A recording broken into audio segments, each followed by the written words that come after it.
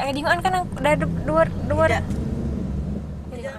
Presiden Joko Widodo berbicara tentang transparansi data penerimaan bantuan sosial atau bansos.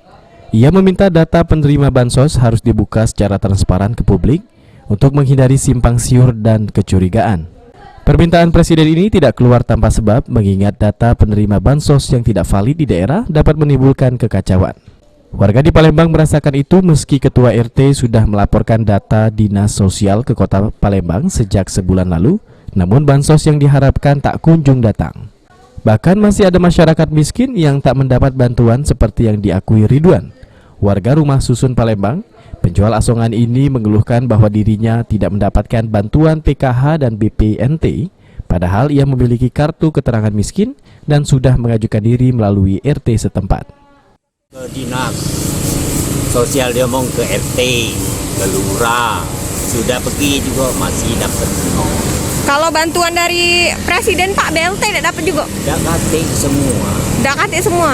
Tapi Bapak ini termasuk dalam golongan orang miskin ya? Iya, ada surat dari miskin ini dari kantor lurah, aku lah minta. Ada, tapi belum ada bantuan. Tidak kasih. Ia juga sangat berharap mendapat bantuan dari pemerintah, namun mengingat ia bukan salah satu warga yang mendapat bantuan, dirinya pun menghapus keinginan itu.